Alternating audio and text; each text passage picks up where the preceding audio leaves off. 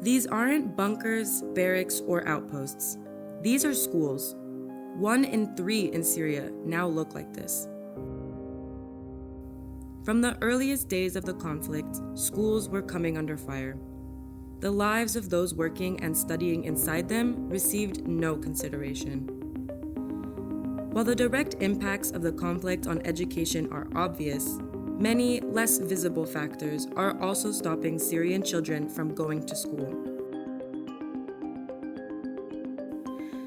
With a wide variety of groups controlling different areas, children now follow multiple versions of the formal state-adapted curriculum depending on where they live. Families are less encouraged to send their children to school like this. That is, if they believe the certificates would even be sufficient for them to enter university or work. Over 140,000 teachers and education professionals have left their posts since 2011. Many forced to seek work elsewhere as a teacher's salary couldn't sustain them within Syria's war economy. Despite this, many teachers have been so committed to their jobs that they continue their work completely voluntarily. In 2020, the aid community's appeal for funds for Syria's education sector only received 37% of the money they needed. This lack of funding undermines efforts to keep children in classrooms.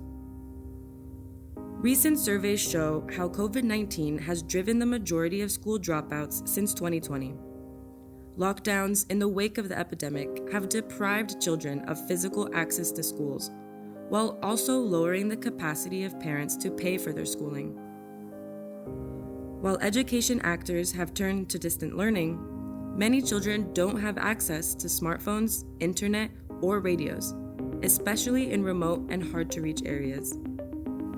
In the past 4 years, the UN verified over 300 attacks on schools in Syria. Schools which are still standing are often converted for military purposes or turned into shelters for people fleeing violence.